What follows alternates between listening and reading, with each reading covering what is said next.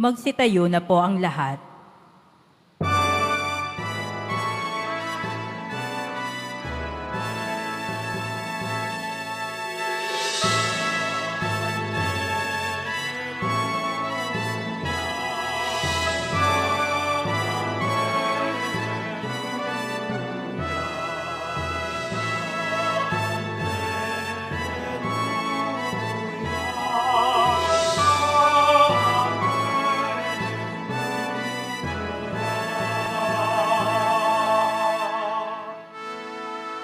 Harit batong panulukang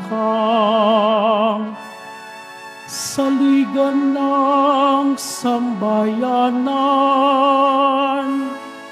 halina't kami idangal.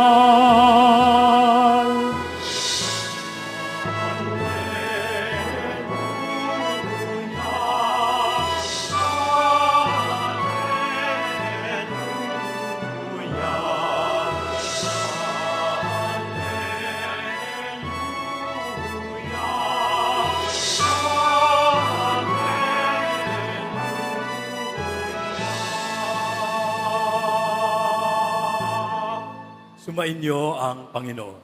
At sumayo rin, Ang mabuting balita ng Panginoon ayon kay San Lucas. papuri sa iyo, Panginoon.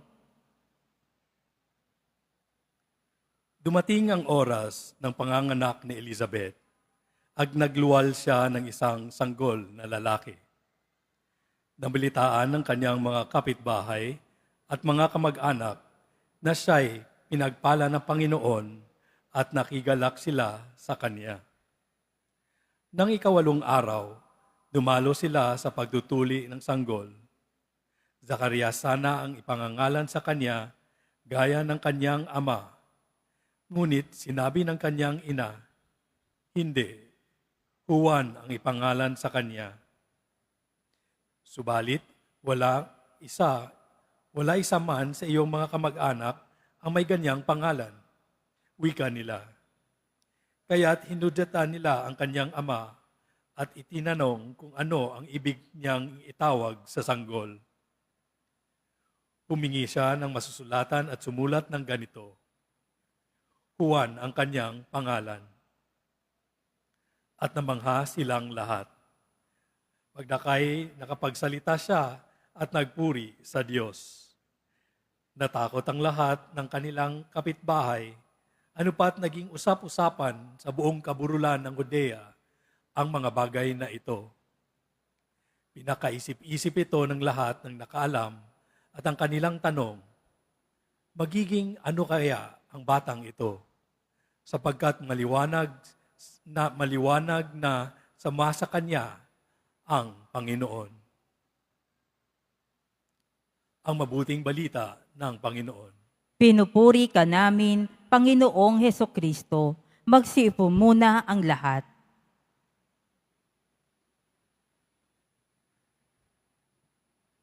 Magandang tanghali po sa inyong lahat at maligayang pagdating sa tahanan ng ating mahal na pong Jesus Nazareno.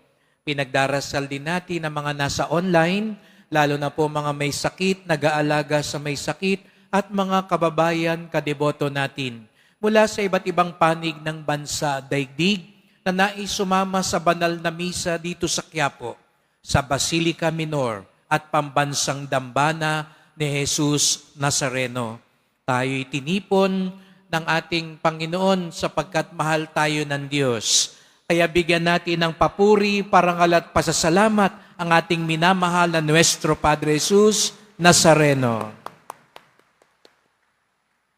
Narinig natin sa unang pagbasa ang aklat mula kay Propeta Malakias.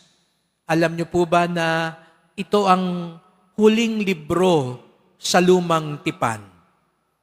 At dahil matigas ang puso at ulo ng mga tao, sabi ng Diyos sa pamamagitan ni Propeta Malakias, mananahimik na muna ako.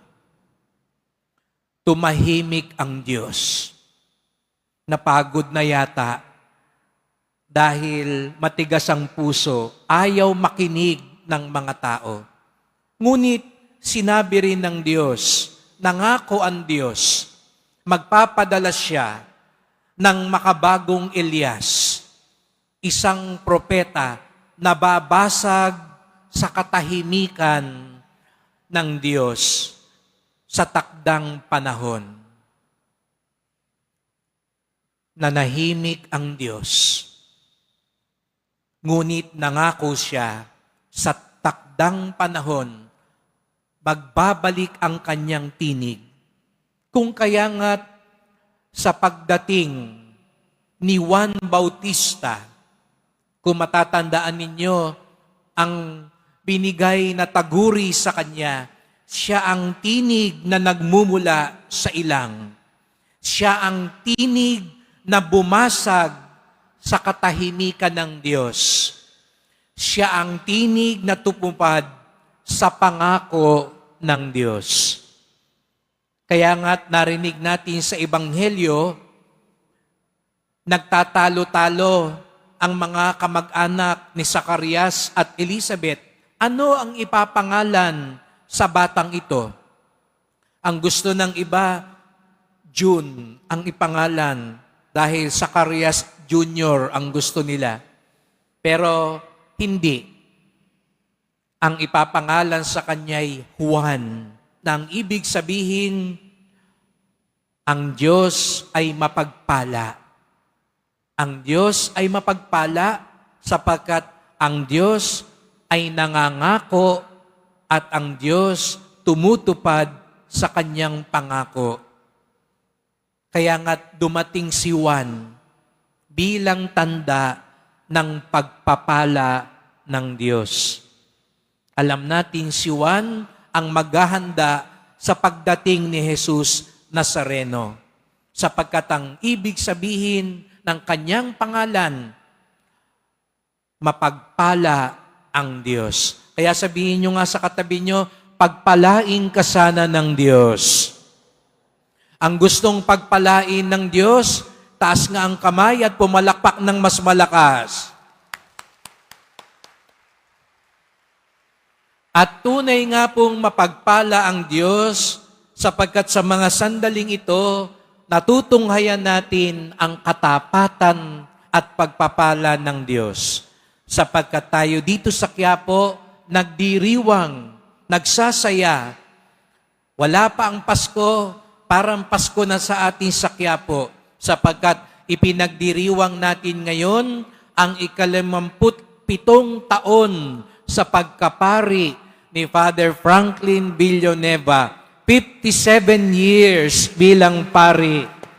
Kaya sabay-sabay nga nating sabihin, Happy Anniversary, Father Frank. Ayan, narinig ni Father ang inyong pagbati sapagkat hindi nga siguro Juan ang pangalan ni Father, pero ang kanyang buhay ay tanda ng pagpapala ng Diyos. Sa loob ng 57 taon, siya'y tinig ni Jesus Nazareno. At sa 57 taon na yon, 30 taon mahigit, siya ang tinig ni Jesus Nazareno dito sa Quiapo.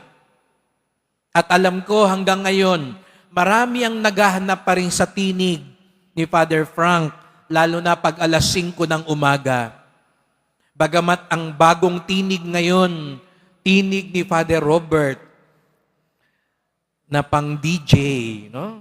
Pero kakaiba ang tinig ni Father Frank na hinahanap-hanap ng mga tao. Kaya hanggang ngayon, marami pa rin ang nagtatanong tungkol dun sa pari na parang si Zacarias na matagal na panahong nasa templo.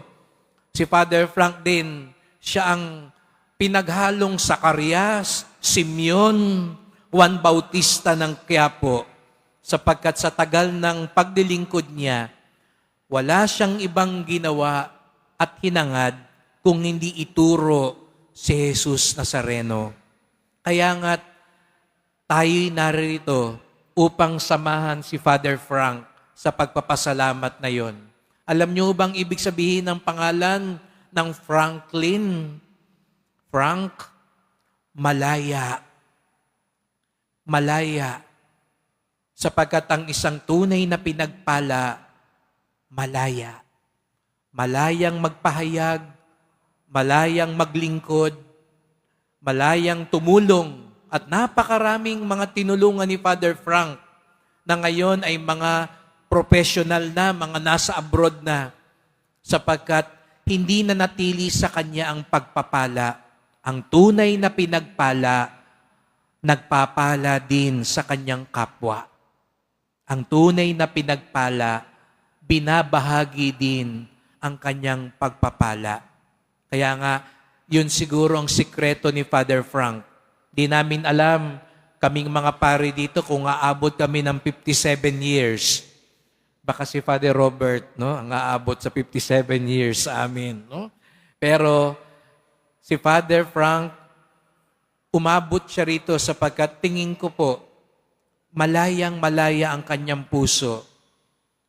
Magaan. Kaya naman siya lagi yung mabiro sa amin. Hindi niya siniseryoso ang maraming bagay sa buhay. Kasi pag siniseryoso mo lang yan, magiging aburido ka lang. Kung siseryosohin mo lahat, pasan mo ang daigdig. Pero si Father Frank, magaan po ang kanyang kalooban sapagkat malaya siya sa pag-ibig at pagpapala ni Jesus Nazareno. Kaya sa misang ito, Father Frank, kaisa niyo po kami sa kagalakan at nawa, bagamat siguro yung tinig niyo hindi na naririnig ng taingan ng marami, pero umaalingaw-ngaw pa rin ang tinig ninyo sa maraming mga tinulungan nyo, sa mga maraming nagsimba sa inyo, sa mga maraming inilapit ninyo kay Jesus Nazareno. Siguro nga baliktad. Si Zacarias nakapagsalita na. Si Father Frank ngayon medyo mas tahimik na. Pero tahimik na siya kasi nasabi na niya ang lahat. Tayo na ngayon ang dapat magpatuloy ng tinig na sinimulan niya. Sapagkat siya'y tunay na naging tulay ng pagpapala ng Diyos. Magpasalamat tayo sa Poong Nazareno sapagkat binigyan niya tayo ng katulad ni Father Frank, malaya na naging tinig ng pagpapala ng Diyos.